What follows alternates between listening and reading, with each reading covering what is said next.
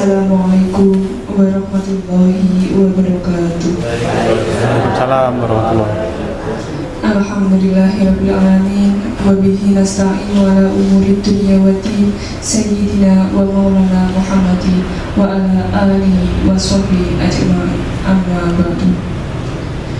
Yang terhormat Bapak Kepala Sekolah SDN Nomor 2 Bapak Dr. Suyono, serta yang saya hormati Bapak Ibu Guru SDN Nomor 2 yang berbahagia.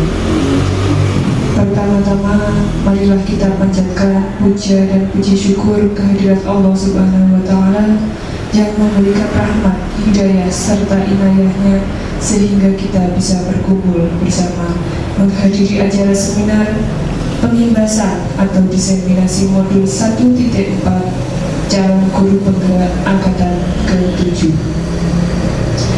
Para hadirin yang dirahmati oleh Allah, tak lupa sholawat serta salam senantiasa kita curahkan kepada junjungan kita Nabi besar Muhammad SAW yang memimpin kita dari jalan kegelapan menuju jalan yang terang benderang, yakni ad-dinul Islam. Acara yang pertama yaitu pembukaan.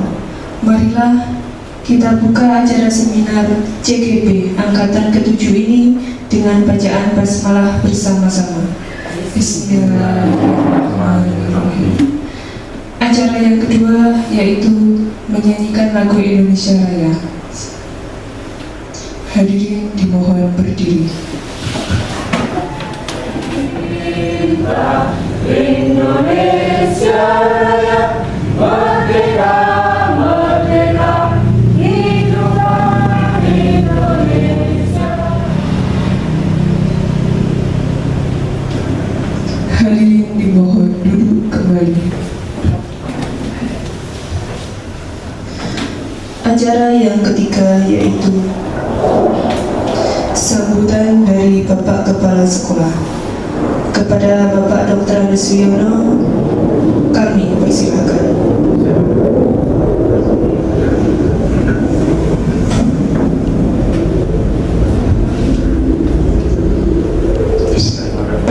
Assalamualaikum warahmatullahi wabarakatuh. Alhamdulillah, syukurillah, khalawat wa ta'ala kepada Bapak Ibu Guru. Saya hormati Sebagai calon guru penggerak di SD Nomor 2 yang visi misinya untuk meningkatkan kualitas pendidikan, kualitas anak didik, dan kualitas dalam membimbing dan mengajar di SD Nomor 2. Untuk itu, ihdinas siratal mustaqim, kiranya sambutan saya seperti itu saja. Wassalamualaikum warahmatullahi wabarakatuh.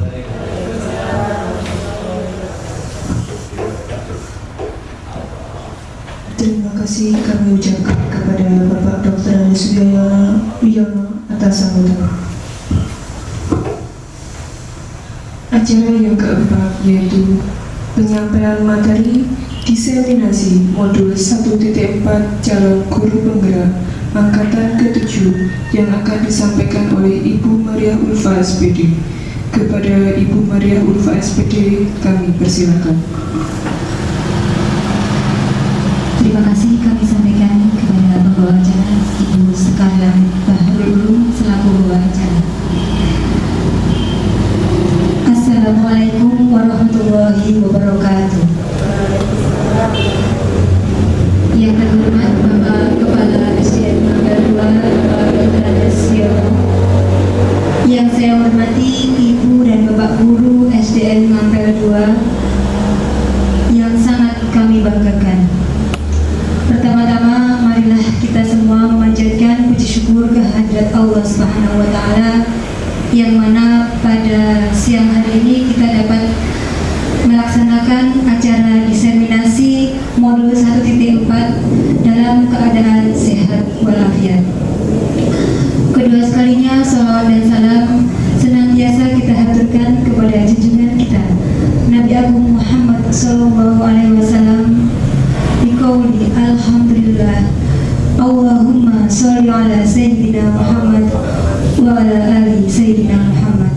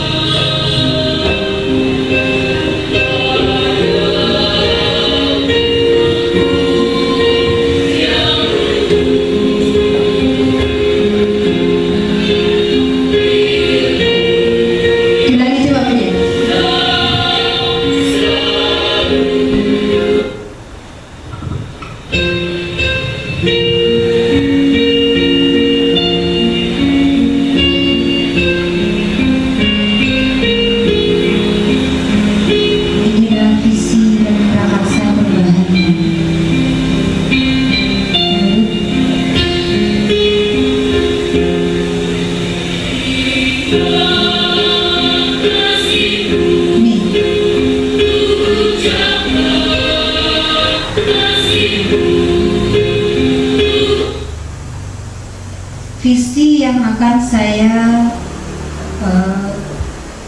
unggah di sini adalah visi saya sebagai guru penggerak. Dalam hal ini berkeinginan mewujudkan peserta didik yang jujur, disiplin, beriman dan bertakwa, serta berkarakter sesuai dengan profil pelajar Pancasila. Ini karakter ini yang paling penting ya. Yang pertama, beriman dan bertakwa kepada Tuhan Yang Maha Esa. Kemudian mandiri, kemudian bergotong royong, kemudian berkebinekaan global, bernalar kritis, dan kreatif. Nah, anak-anak selama pandemi ini saya merasa selama 2 tahun ini penurunan akhlak ini yang merasa kurang, karena selama 2 tahun anak-anak bebas bermain, tidak ada muatan dari materi atau dari sekolah, hanya melalui daring tanpa masuk ke sekolah. Otomatis di rumah itu orang tuanya pasti bekerja, kemudian anaknya belajar daring melalui HP. Nah, di sini yang dulunya anak tidak boleh memegang HP, dulu kan siswa tidak boleh memegang HP, apalagi anak yang sudah SMP itu dilarang membawa HP. Nah, sekarang justru malah HP itu yang paling utama. Jadi semua siswa itu mempunyai HP. Jadi mereka belajar menggunakan HP, setelah itu mereka memanfaatkannya untuk bermain. Ya, semoga saja anak-anak di SDN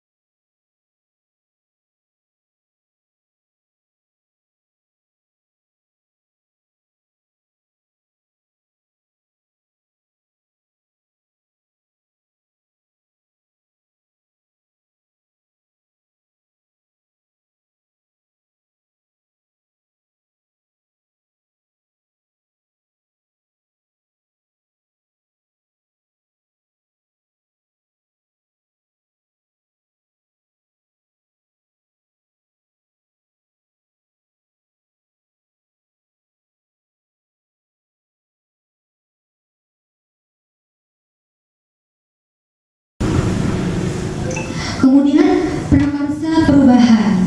Prakarsa perubahan ini berfokus pada aspek karakter untuk melatih kedisiplinan di sekolah. Yang sudah saya sampaikan tadi ya, fokusnya kepada karakter siswa. Semoga nanti setelah pandemi ini kita mulai mengatur akhlak anak-anak yang awalnya sudah baik, kemudian kemerosotan lagi karena pandemi. Nah, ini pandeminya sudah selesai. Semoga nanti kita bisa mengatur lagi anak-anak, mengajak anak-anak untuk berbuat yang lebih baik lagi dari dalam dirinya masing-masing. Tidak ada paksaan, tidak ada semacam tuntutan, tapi kita buat untuk dari dirinya masing-masing dengan kesadaran masing-masing. Tadi saya sampaikan visi misinya. Bapak Ibu, budaya positif itu kita nanti akan belajar tentang budaya positif. Budaya positif itu akan tercapai itu dengan Bapak Ibu, tujuan pendidikan ini tidak akan berlangsung dengan baik tanpa ada budaya positif. Maka dari itu kita nanti akan belajar bersama-sama tentang budaya positif. Nah, apakah Bapak Ibu guru tahu? Semuanya pasti dan harus tahu. Ini siapa? Iya betul, Ki Hajar Dewantara. Beliau adalah Bapak Pendidikan Indonesia. Nah, menurut Bapak Ki Hajar Dewantara, tujuan pendidikan yaitu menuntun segala kodrat yang ada pada anak agar mereka dapat mencapai keselamatan dan kebahagiaan yang setinggi-tingginya, baik sebagai manusia maupun sebagai anggota masyarakat. Oleh sebab itu, pendidik itu hanya dapat menuntun tumbuh atau hidupnya kekuatan kodrat yang ada pada anak, agar anak dapat memperbaiki lakunya, bukan dasarnya. Hidup dan tumbuhnya kekuatan kodrat anak. Dalam hal ini, Bapak Ibu, setiap anak itu mempunyai kodrat alam masing-masing. Ada dua. Yang pertama kodrat alam, yang kedua kodrat zaman. Nah, kodrat alam dari anak ini sudah bawaan dari lahir, dan ini kemungkinan kecil untuk merubah kodrat alam ini ya. Contoh kodrat alamnya anaknya ini berbentuk fisik, seandainya fisiknya anaknya tinggi gitu. Yang lain lagi anaknya mempunyai sifat periang. Nah, itu semacam kodrat alam. Kemudian kodrat zaman. Kalau kodrat zaman ini bisa kita atur sesuai dengan zaman yang sekarang. Nah, sekarang kan sudah zaman digital, zaman perubahan.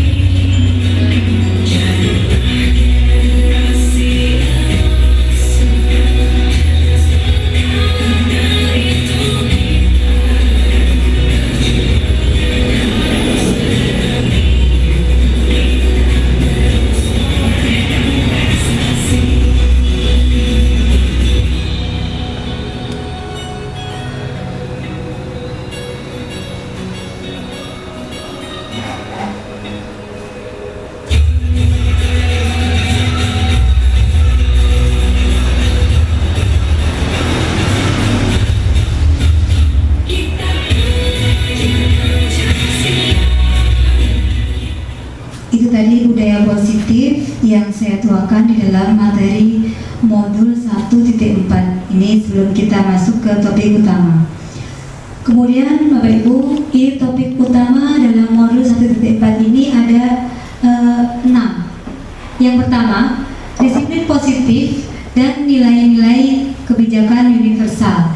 Nanti yang kedua adalah teori motivasi, hukuman, dan penghargaan, kemudian restitusi. Yang ketiga adalah keyakinan kelas. Kita akan membuat keyakinan kelas. Tiap kelas nanti akan dibuat keyakinan kelas. Pertama membuat kesepakatan kelas dulu, baru membuat keyakinan kelas ini. Kemudian yang keempat, ini kebutuhan dasar manusia dan dunia berkualitas. Kemudian yang kelima adalah posisi kontrol. Ada 5 posisi kontrol dari guru kepada siswa. Kemudian yang terakhir adalah segitiga restitusi. Ini yang akan dilakukan jika ada kasus ini biasanya, kasus di kelas. Baiklah Bapak Ibu, untuk eksplorasi konsep yang pertama, pembelajaran 4.1, disiplin positif dan nilai-nilai kebijakan universal. Ini perubahan paradigma belajar. Kita belajar tentang perubahan paradigma belajar. Dalam membangun budaya positif, sekolah dapat menyediakan lingkungan yang positif, aman, nyaman, agar siswa mampu berpikir, bertindak, dan mencipta dengan merdeka, mandiri, dan bertanggung jawab. Ini pasti sangat diperlukan oleh siswa. Jadi kita mempunyai sekolah yang aman, yang nyaman tempatnya, ya, dengan ventilasi yang aman, dengan situasi udara yang aman, dengan gedung yang aman, perlengkapannya dengan kipas yang memadai, cahaya yang memadai. Ini pasti diperlukan oleh semua siswa. Kemudian disiplin sangat berkaitan dengan kontrol guru terhadap siswa. Ini pasti berkaitan. Setiap guru pasti akan mengontrol siswanya masing-masing, ya, dengan cara menerapkan kedisiplinan. Perubahan paradigma. Nah, di sini ada kegiatan kepalan tangan. Ada anak A dan anak B. Kemudian sobek secari kertas, tuliskan pada benda sesuatu yang sangat berharga untuk anak. Letakkan salah satu tangan Anda dan genggam benda atau sesuatu tersebut dengan segala daya. Buatlah sebuah kepalan. Nah, ini yang A. Kemudian yang teman B tidak mengepal tangannya, tidak membawa secari kertas, namun dia sekuat tenaga dengan berbagai cara meminta Anda untuk memberikan benda tersebut dan membuka tangannya memberikan benda tersebut. Nah, caranya bisa menghardik, mengancam, membujuk, bisa dengan cara merayu, menyuap, apa saja dia lakukan agar dapat membuka kepala tangannya. Bapak Ibu, kira-kira alasannya apa ya? Kenapa kok tangannya mengepal dan tangannya membuka? Ada yang bisa menjawab? Silakan menjawab. Ya, silakan Bu Er. Ya. Karena anak yang itu Yang yang bukan. menggenggam takut terhadap ancaman si anak B. Terima kasih Bu Er atas masukannya. Kemudian bagi anak yang tangannya dibuka, Bapak Ibu ada yang bisa menjawab? Monggo forum ini. Mungkin akan mendapatkan sesuatu. Oh gitu, mungkin ada. Iya. Terima kasih Bu Rumini atas masukannya. Nah, Bapak Ibu, betul apa yang disampaikan oleh Bu Erdiana dan Bu Rumini ini, anak akan melakukan dua hal ini mempunyai alasan masing-masing. Nah, yang membuka ini karena takut ancaman, takut yang karena nanti ancam, nanti karena dia kalau nggak dibuka nanti dia didik ini kalau koncone, gitu. Ada yang diloknik, ya, dihardik, ya. Kemudian tangan yang menutup.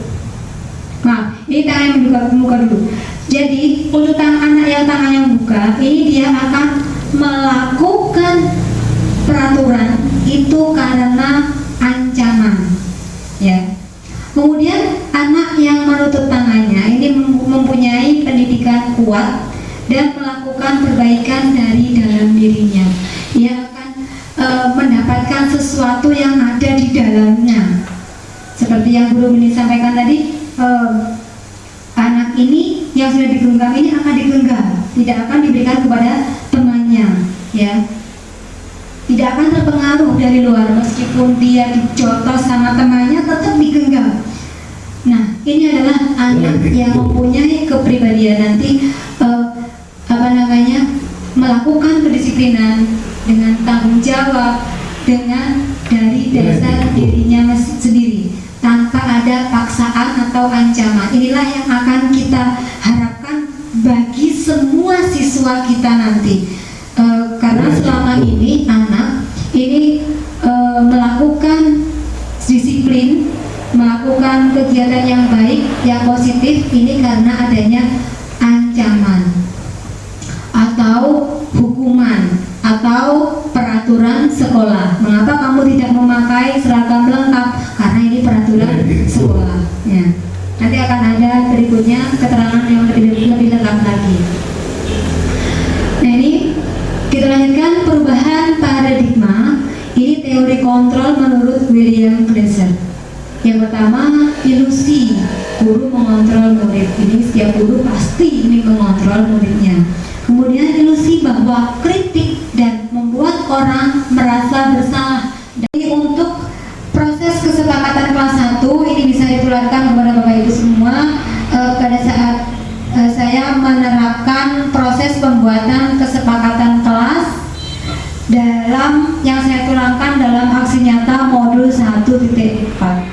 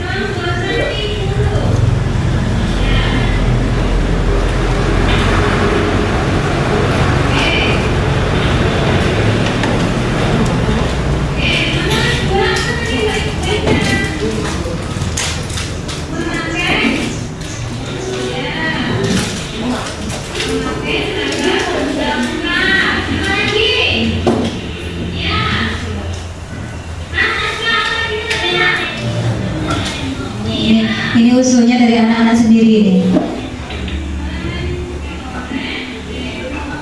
Nah, ini. Nah,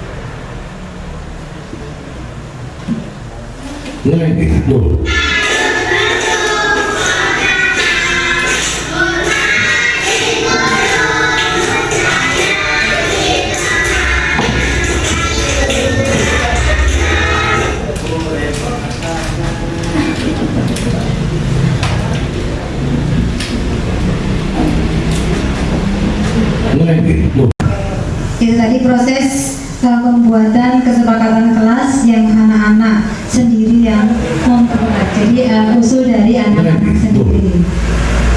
Kemudian ini ada peraturan kelas dan keyakinan kelas. Perbedaannya, kalau peraturan selalu kembalikan buku ke tempatnya. Ini dibentuk dalam keyakinan kelas berupa tanggung jawab. Jadi anak-anak yang mengembalikan buku ke tempatnya ini dari dalam dirinya dia akan menumbuhkan rasa tanggung jawab. Kemudian yang kedua, dilarang mengganggu orang lain. Ini tujuannya untuk menghormati orang lain. Ini sudah tercantum dalam keyakinan kelas. Kemudian hadir di sekolah 15 menit sebelum pembelajaran dimulai. Ini siswa harus hadir 15 menit. Karena apa? Karena siswa harus melaksanakan piket terlebih dahulu. Yang pertama ini adalah komitmen siswa sebagai komitmen dari masing-masing siswa sebagai pelajar. Dia harus datang tepat waktu, bahkan 15 menit sebelumnya kalau piket. Kemudian untuk menghormati orang lain. Yang keempat dilarang melakukan kekerasan. Ini untuk keyakinan kelas, keselamatan dan menghormati orang lain. Berikutnya dilarang menggunakan narkoba. Ini pasti ya untuk kesehatan. Karena anak kelas 1 ini kemungkinan kecil untuk menggunakan narkoba. Ini masih SD. Bergantian atau menunggu giliran. Nah ini untuk melatih kesabaran. Ini keyakinan kelasnya. Menghormati orang lain. Anak-anak kelas 1 sudah saya biasakan untuk berbaris, menunggu giliran. Jika mengumpulkan tugas dia akan berbaris. Tidak ada yang menyerobot masuk gitu. Kalau ada yang menyerobot saya bilang baris, antri. Anak-anak sudah ngerti. Kalau antri berarti anak-anak langsung bentuk barisan ke belakang sepanjang-panjangnya sampai habis. Ya, yang sudah selesai langsung antri. Kemudian menggunakan masker ini bentuk keyakinan kelasnya demi keselamatan dan kesehatan. Kemudian jangan berlari di kelas atau di koridor. Ini keyakinan kelasnya keselamatan dan keamanan. Ini untuk diri siswa masing-masing. Nah ini tindakan guru, hukuman atau konsekuensi. Mari kita cari Bapak Ibu ya. Kita cari biar mengantuk. Ayo kita cari yuk. Mana kegiatan yang termasuk hukuman dan mana yang kegiatan termasuk konsekuensi. Yang pertama, mencatat 100 kali dalam buku kalimat. Saya tidak akan terlambat lagi karena terlambat ke sekolah. Nah ini termasuk hukuman atau konsekuensi? Apa? Ada yang menjawab hukuman, ada yang menjawab konsekuensi ya. Ini nanti akan kita lihat jawabannya. Kemudian lari mengelilingi lapangan basket 2 kali karena terlambat hadir di sekolah. Karena terlambat hadir. Ini hukuman atau konsekuensi Bapak Ibu? Hukuman ya. Oke. Insya Allah benar kalau ini. Kemudian murid diminta untuk push up 15 kali karena tidak menggunakan masker ke sekolah. Ini termasuk hukuman atau konsekuensi? Apa? Hukuman. Oke, kita lanjutkan. Nanti kita lihat jawabannya. Menggantikan kertas tugas teman yang telah dicoret-coret. Jadi dia telah mencoret-coret kertas temannya. Ya, dia menggantikannya. Ini hukuman atau konsekuensi? Konsekuensi. Bagus. Kemudian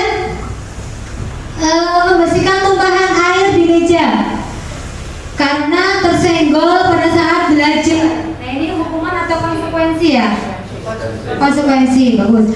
Kemudian murid disuruh untuk mengenakan sepatu harian di sekolah karena tidak mengenakan sepatu hitam. Seharian disuruh mengenakan sepatu karena tidak mengenakan sepatu hitam. Berarti ini mungkin sekolahnya yang sekolah bude itu kan dilepas sepatunya ya.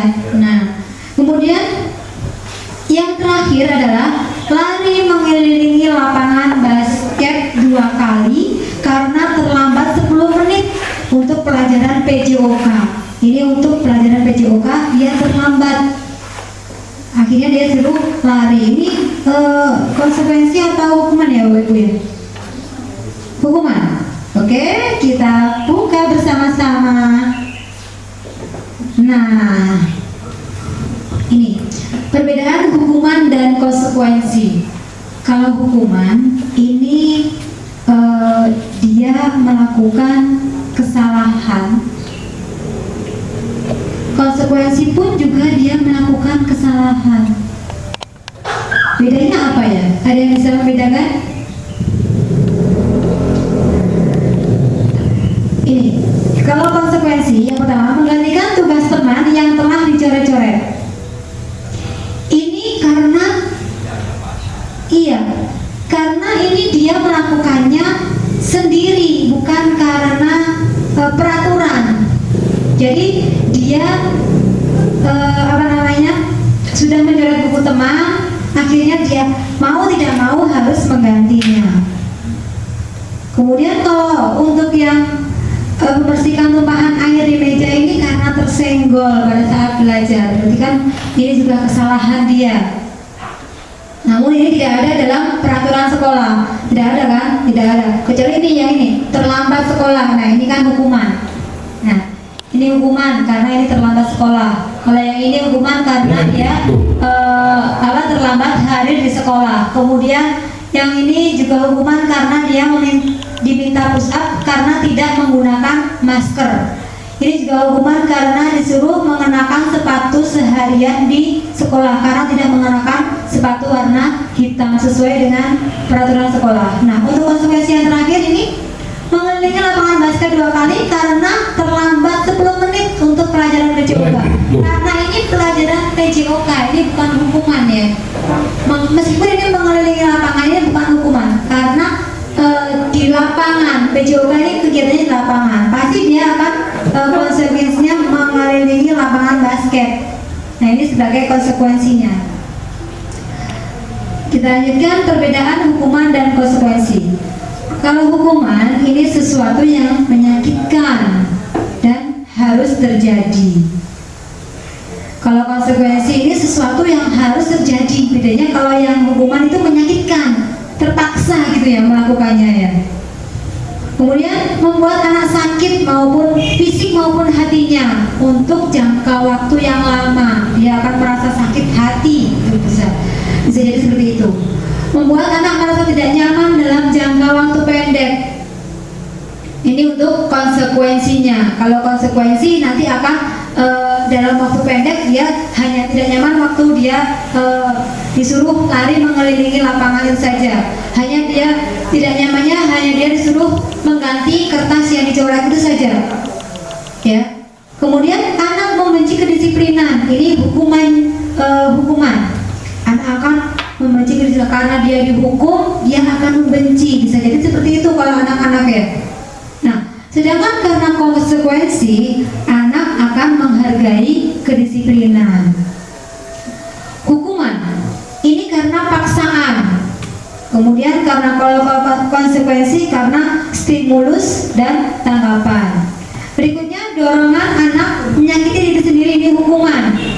Karena dia dihukum, dia mendorong untuk menyakiti diri sendiri kan. Seperti tadi disuruh memakai sepatu seharian. Karena ini teman-temannya sudah dilepas, dia tidak dilepas. Ya, akhirnya kelihatan dari teman-temannya, jangan dia akan malu sendiri. Kemudian kalau konsekuensi mendorong anak agar mudah menyesuaikan diri. Kemudian yang berikutnya hukuman. Berikutnya adalah konsep diri yang buruk. Ini dalam hukuman. Perbedaannya dengan konsekuensi, ini konsep diri yang baik, konsep yang baik. Jadi kita sebaiknya membiasakan untuk konsekuensi bukan hukuman. Hukuman berikutnya, anak belajar untuk menyembunyikan kesalahan karena dia merasa ini pasti ya. Akhirnya dia menyembunyikan agar nggak kelihatan oleh gurunya. Nah, iya dia melakukan kesalahan tapi disembunyikan. Nah, kalau konsekuensi, anak belajar untuk tanpa ada paksaan. Yang terakhir adalah marah. Kalau dia kena hukuman pasti yang marah, merasa bersalah, kemudian dipermalukan, merasa tidak dihargai. Ini ya kalau terkena hukuman. Tapi kalau ke konsekuensi, dia merasa kehilangan hak, dibuat tidak nyaman, diasingkan untuk sementara waktu atau time out sementara waktu saja ini. Nanti akan kembali ke kebiasaan seperti biasanya. Kemudian kebutuhan dasar, ini materi berikutnya adalah kebutuhan dasar manusia. Setiap manusia pasti mempunyai kebutuhan dasar. Yang pertama adalah bertahan hidup, yang kedua kasih sayang dan rasa diterima. Kemudian kebebasan, bebas melakukan apa saja. Ini kita butuh bebas melakukan apa saja.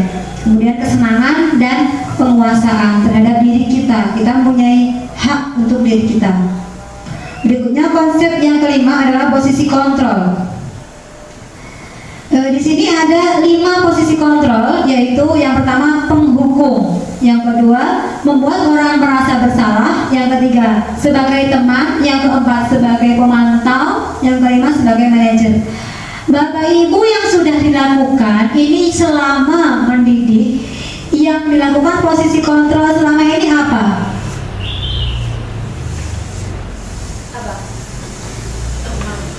Sebagai teman ya. Berarti ini sudah mulai bagus ya ini sebagai teman. Ada yang lain? Ya. Oke. Ada yang pernah hukum ya? Enggak. Ada pernah? Tapi enggak setiap hari. Enggak.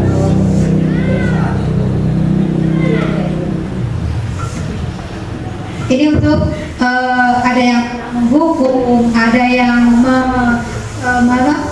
memosisikan sebagai teman. Ada nggak yang membuat anak merasa bersalah gitu? Ada nggak? Pernah nggak? Pernah juga ya? Pernah. Iya. Ini yang belum pernah apa dari kelima ini kira-kira? Manajer ya. Kalau pemantau? Pernah. Pernah ya. Jadi ini yang paling belum pernah yang manajer, ini yang akan kita lakukan bersama. Oke? Nah, 5 posisi kontrol ini yang penghukum dan membuat orang merasa bersalah. Ini adalah identitas yang gagal, Bapak Ibu. Nah ini identitas yang gagal ini sebagai penghukum dan membuat orang merasa bersalah. Selama ini kita juga sudah pernah melakukan hukuman, sudah pernah membuat anak merasa bersalah. Kamu kenapa melakukan itu ya? Kamu gak kasihan sama orang tuamu? Kan pernah ya kita melakukan seperti itu. Ya, ternyata ini salah, ini identitas yang gagal. Kemudian identitas yang gagal ini contohnya menghardik di perbuatan guru ya, menunjuk-nunjuk, menghardik ya, menyindir, menyakiti. Kemudian sebagai penghukum guru berkata, kalau kamu tidak melakukannya, awas ya. Enggak, tapi di SD ngambil 2 tidak ada yang seperti itu, alhamdulillah. Paling jangan sampai melakukan itu ya, gitu. Nggak ada yang melakukan rasakan gitu, nggak ada. Nggak ada ya, ada single 2. Kemudian hasilnya kalau penghukum ini hasilnya siswa memberontak, bahkan menyalahkan orang lain. Berontak. Oh ya, tewek kata kanan. Hasilnya adalah anak memberontak, Pak, kalau dihukum, Pak. Memberontak, menyalahkan orang lain, berbohong. Nah, dia akan berbohong karena dia akan melindungi dirinya sendiri. Kemudian kaitan dengan dunia berkualitas, murid meletakkan gurunya di luar dunianya, di luar dunia yang berkualitasnya. Jadi tidak penting itu guru itu bagi anak. Nah, murid berkata, ah biarkan saja, nanti juga akan marah lagi, seperti ini. Nah ini, nanti juga akan marah lagi, biarkan aja marah-marah. Nah, dampaknya kepada murid, dia akan mengulangi kesalahan, Bapak Ibu, karena dihukum ini tadi, mengulangi kesalahan. Nah, kemudian yang membuat orang merasa bersalah ini berceramah dan mengatakan seharusnya, ini gurunya ini ngomong ini, seharusnya kamu melakukan ini loh, biar tidak seperti itu. Nah, kemudian ibu kecewa karena kamu sudah melanggar peraturan. Ini kata bu guru. Kemudian bu guru berkata lagi, lagi.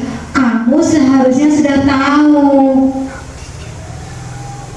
Ibu lelah sekali mengatakannya, sudah berulang kali ibu mengingatkan, stres saya gitu. Ini kan contoh yang tidak baik ya, gurunya seperti itu. Kemudian hasilnya siswa menyembunyikan, menyangkal, bahkan berbohong. Kemudian yang berikutnya adalah kaitan dengan dunia berkualitas. Murid meletakkan gurunya di dalam dunia berkualitas. Kemudian apa yang dikatakan murid? Dalam merasa bersalah, meminta maaf. Iya, dia meminta maaf. Kemudian dampaknya merasa rendah diri. Ini sudah mulai baik daripada menghukum. Nah, identitas yang berhasil, ini identitas yang sukses sebagai teman dan sebagai pemantau. Di sini contoh kalimatnya kalau guru ngomong membuatkan alasan-alasan untuk muridnya, dan untuk pemantau ini menghitung dan mengukur. Ini. Kemudian ayolah lakukan ini ibu, ini sebagai teman. Sebagai teman, ayolah kamu harus disiplin. Kasihanlah ibu, nanti ibu guru dimarahin sama kepala sekolah, gitu. Ya, sebagai teman. Ini yang sudah pernah kita lakukan sebagai teman. Ini pasti anak yang sudah kelas 4, 5, 6 ya. Kalau kelas 1, 2, 3 pasti sebagai ibunya atau ayahnya. Kemudian hasilnya tergantung, anak-anak jadi ketergantungan Bapak Ibu.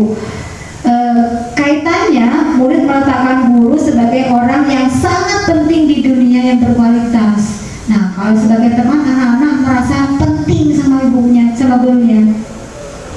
Kemudian saya berpikir ibu atau teman saya ternyata begitu. Nah, ini kata anaknya seperti itu. Ternyata saya seperti itu ya Bu ya. Iya, akhirnya dia menyadari kesalahannya dengan mulai menyadari. Kemudian yang terakhir, dampaknya lemah, tidak mandiri dan tergantung. Nah, sedangkan sebagai pemantau, dampaknya anak-anak dibebankan pada sanksi atau hadiah untuk dirinya. Yang terakhir Bapak Ibu, ini untuk identitas yang berhasil atau sukses yang kontrolnya dari diri sendiri. Kalau yang ini tadi sukses tapi kontrolnya dari luar. Kalau ini yang dari diri sendiri. Ini sebagai manajer. Ini yang belum pernah kita lakukan ya. Ada yang sudah pernah melakukan? Belum. Ya. Ini yang akan kita lakukan mulai sekarang. Mengajukan pertanyaan. Guru mengajukan pertanyaan kepada siswa, berkata, apa yang kita yakini, ini perkataan guru, apa yang kita yakini, apa yang bisa kamu kerjakan untuk memperbaiki masalah ini. Jadi anak-anak ditanya sama gurunya, diajak untuk berpikir. Kemudian hasilnya apa? Menguatkan pribadinya. Jadi pribadinya mulai kuat. Kaitan dengan dunia berkualitas. Murid meletakkan dirinya sebagai individu yang positif dalam dunia berkualitas. Kalau tadi yang gurunya yang diletakkan di dunia berkualitas, sekarang dirinya sendiri dia sudah mulai merasa percaya diri. Kemudian mulai berkata, siswa berkata apa ini ya? Bagaimana caranya saya bisa memperbaiki keadaan? Dia mulai bisa ngomong, iya yo carane aku gak melakukan kesalahan. Nah, dampaknya dia akan mengevaluasi dirinya sendiri, bagaimana cara memperbaiki dirinya. Next, ini yang terakhir adalah segitiga restitusi ini dilakukan untuk biasanya jika ada kasus segitiga restitusi. Yang pertama adalah menstabilkan identitas, ini yang kita lakukan. Kemudian validasi kebutuhan. Yang terakhir adalah menanyakan keyakinan. Yang ini yang menanyakan keyakinan. Ini ada kegiatan restitusi yang pernah saya lakukan di kelas 1 Bapak Ibu. Monggo silahkan dilihat. Ini yang saya lakukan di kelas untuk kasus yang pertama.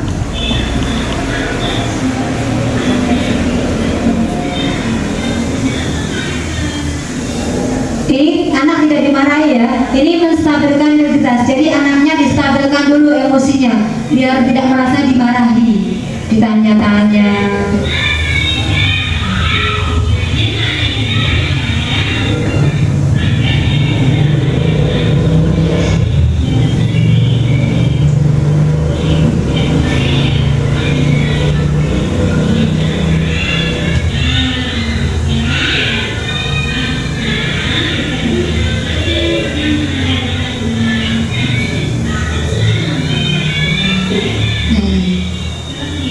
Tidak apa-apa melakukan kesalahan, guru juga pernah melakukan kesalahan, teman-teman yang lain juga pernah melakukan kesalahan. Namun apa ya yang bisa kita rubah dari kesalahan itu agar kita tidak mengulanginya lagi. Ini anak diajak untuk ngobrol, jadi tidak dimarahin tapi diajak untuk ngobrol.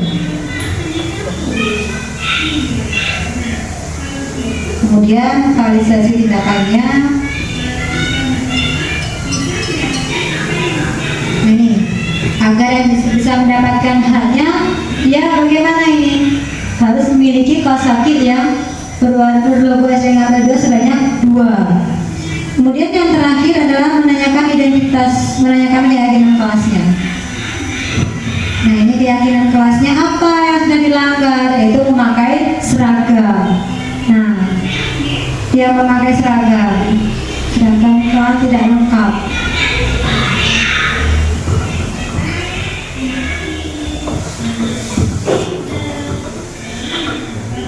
Nah, ini menanyakan keyakinan kelasnya apa, kemudian diberi arahan, dia mengusulkan sendiri.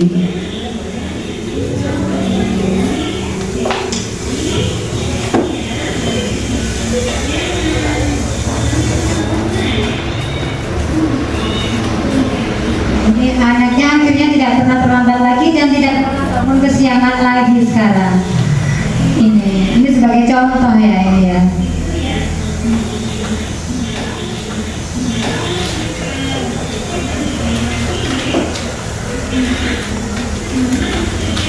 Ini anak yang rajin.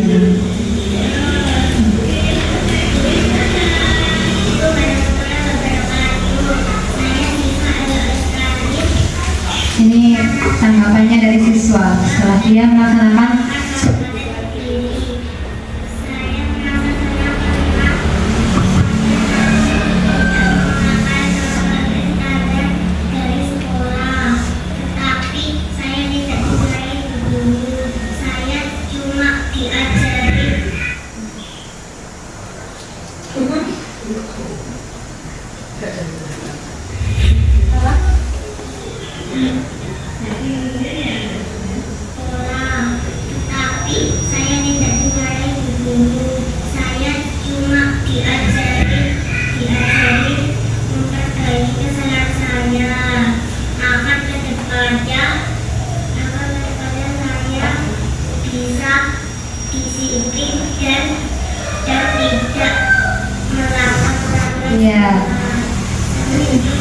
dia sudah merasa tidak melakukannya lagi.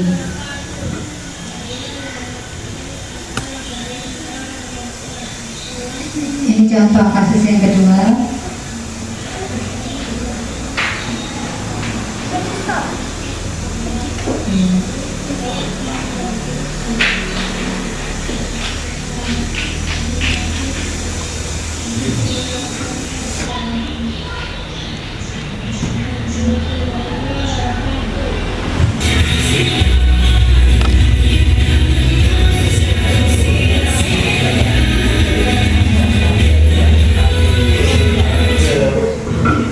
Dari video tadi kesimpulannya apa Bapak Ibu? Ada yang bisa menyimpulkan dari video tadi? Mungkin Bu Sekar? Silakan.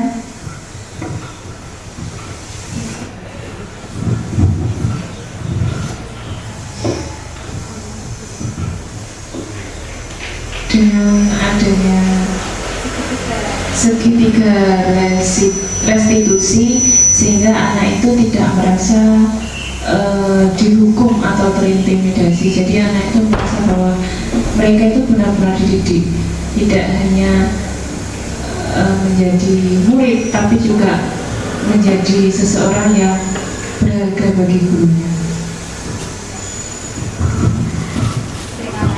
Terima kasih disampaikan, bagus sekali ya. Meskipun Bu Sekar ini belum pernah melakukan pendidikan guru penggerak, ternyata sudah bisa menjawabnya. Bagus sekali Bu Sekar, terima kasih.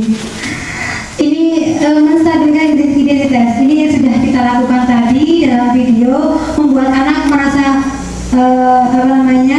yang merasa gagal karena berbuat salah, ini menjadi positif terhadap dirinya. Kemudian kegiatan yang kedua adalah validasi tindakan. Ini dalam hal ini siswa diminta mengenali basic, ya, basic atau kebutuhan dasar yang ingin dipenuhi ketika melakukan kesalahannya. Yang terakhir adalah menanyakan keyakinan apa yang sudah kita buat selama ini, kenapa kamu melanggarnya. Nah, kira-kira bagaimana caranya agar kamu tidak melanggar keyakinan kelas yang sudah kita kesepakati bersama. Nah, seperti itu. Ini adalah tujuan akhir kita agar siswa menjadi anak yang baik, anak yang berbudi, agar tercipta budaya positif di sekolah SDN Ngampel 2 kita. Nah, ini kegiatan. Sebelum saya melakukan aksi nyata ini, kegiatan ini, saya berkonsultasi dengan atasan, dalam hal ini Bapak Kepala Sekolah Bapak Dr. Andes Biono, untuk melakukan kegiatan. Kemudian saya koordinasi dengan rekan sejawat, ya ini kebetulan dengan Bu Eriana dan Pak Narko. Kalau yang tadi waktu di modul 1.3 itu saya berkoordinasinya dengan Pak Kanang dan Bu Miri, yang tadi sudah videonya sudah lewat ya tadi ya. Kemudian ini proses pembuatan kesepakatan kelas yang tadi videonya sudah kita lihat bersama-sama. Baik Bapak Ibu, terima kasih atas perhatiannya. Saya sebagai pengimbas atau sebagai pembicara dalam diseminasi ini mengucapkan terima kasih. Ini yang sudah saya sampaikan. Semoga nanti ke depannya kegiatan disiplin positif ini bisa berjalan di sekolah SDN Ngampel 2, dan semoga semua siswa dan guru dalam keadaan sehat walafiat. Amin ya rabbal alamin. Dari saya ada sekian. Bila ada kata yang kurang berkenan, saya mohon maaf yang sebesar-besarnya. Di sini saya bukan merasa orang yang paling pintar, karena bukan seperti itu, Ibu. Ini kita belajar bersama ya. Kita belajar bersama, dan saya hanya menyampaikan sedikit yang sudah saya terima selama 2 bulan ini, biar kita bisa belajar bersama-sama, bekerja bersama-sama di instansi kita ini. Dari saya mohon maaf bila ada kekurangan. Akhirul kalam ihdinas siratal mustaqim, wabillahi taufiq wal hidayah, wa hidayah. Wassalamualaikum warahmatullahi wabarakatuh. Saya kembalikan kepada pengacara. Terima kasih kami ucapkan kepada Bu Ulfa yang telah memberikan materi serta menyalurkan ilmunya kepada kita semua. Acara yang terakhir, marilah kita akhiri acara hari ini dengan Alhamdulillah bersama-sama. Alhamdulillah rabbil alamin. Demikian acara seminar hari ini. Terima kasih kepada Bapak Kepala Sekolah serta Bapak Ibu Guru yang telah menghadiri seminar diseminasi calon guru penggerak angkatan ke-7. Semoga materi yang disampaikan bermanfaat. Sekian dari saya. Apabila terdapat kesalahan kata dan perbuatan, baik disengaja maupun tidak, saya mohon maaf yang sebesar-besarnya. Wabillahi